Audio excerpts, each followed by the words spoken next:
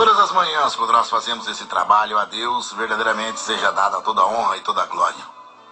Eu gostaria que você, meu amigo, que me ouve nesse momento, reconhecesse a autoridade de Deus, rendesse todo louvor e toda a glória a Deus, colocasse como centro de tudo na sua vida Deus, independente da denominação que você frequenta, independente de onde você vá, de onde você esteja, aonde você foi ou o que foi que você fez.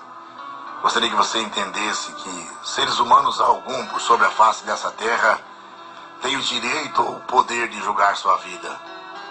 Tal fato só ocorre porque Deus é quem tem autonomia para julgar-nos. Somente Deus é quem tem autoridade para falar de nós. E Deus, sendo um Pai de infinita bondade, de misericórdia suprema, ao contrário de Satanás que nos acusa, Deus nos perdoa e nos livra, nos dá a condição de revermos os nossos caminhos e refazer a nossa história. Na Bíblia Sagrada, no livro de Romanos, capítulo 12, no verso 20, façam como dizem as Escrituras. Se teu inimigo estiver com fome, dê comida a ele. Se estiver com sede, dê água, porque assim você fará queimar de remorso e vergonha. Não deixe que o mal vençam vocês, mas vençam o mal com o bem. O que vou lhes contar, eu vi a semana passada na televisão, é um fato real e aquilo me preocupou muito. Eu vivo falando sobre isso e é uma coisa interessante. Nós, como seres humanos, brasileiros principalmente, reclamamos dos nossos governantes, reclamamos do governo, do prefeito, da cidade, dos vereadores, reclamamos dos senadores, deputados estaduais, federais, reclamamos da presidência, reclamamos da ONU, reclamamos até de Deus. Mas e o poder emana do povo? E verdadeiramente você tem feito o que de bem para os outros? Verdadeiramente você tem feito o que de bom para o seu semelhante? Ou diante da sua incompetência e falta de coragem, você simplesmente senta em cima do seu rabo, enrola o seu rabinho, senta em cima e começa a acusar os defeitos dos outros? Se você não tem a capacidade de olhar a qualidade das pessoas, cuidado. Você pode estar sendo usado por Satanás, pois é ele quem tem prazer em semear a discórdia.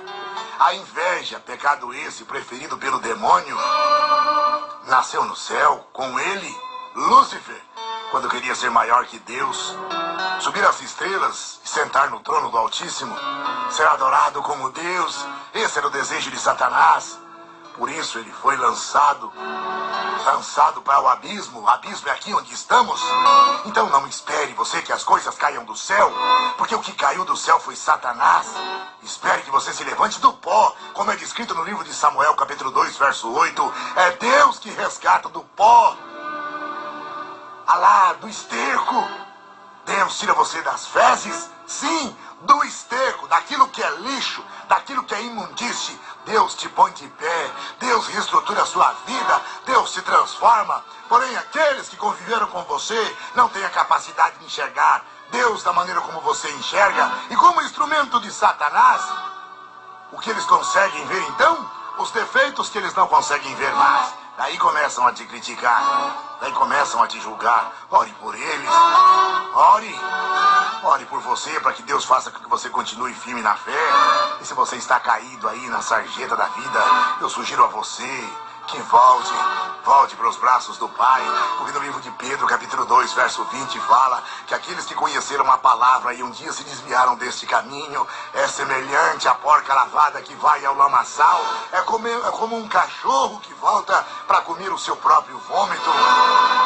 Olhe bem a sua vida, veja quanta coisa ruim você atraiu, não porque Deus te abandonou, mas porque você abandonou Deus.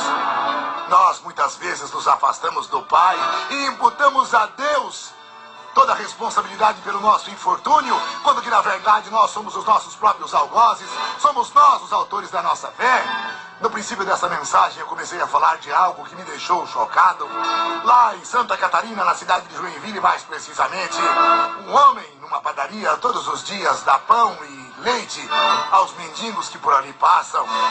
Esse fato é real, foi notícia nacional semana passada. E como todos os dias, aquela moça balconista assim o faz, coloca alguns pães em um saco de papel, deixa separado e o mendigo fica lá aguardando. Quando o movimento da padaria dá uma acalmada, ela vai, entrega o pão e um copo de café com leite.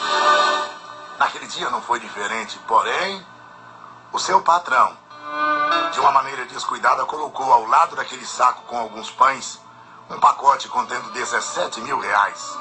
17 mil reais. E a moça ali atendendo os outros clientes, quando deu uma acalmada, ela pegou o pacote e entregou para o mendigo. Nas câmeras a gente consegue perceber que o mendigo na mão esquerda leva um saco com seus pertences, na outra mão um pacote, que poderia ser o pão, e na boca ele prendeu entre os dentes o copo de café e atravessa a rua.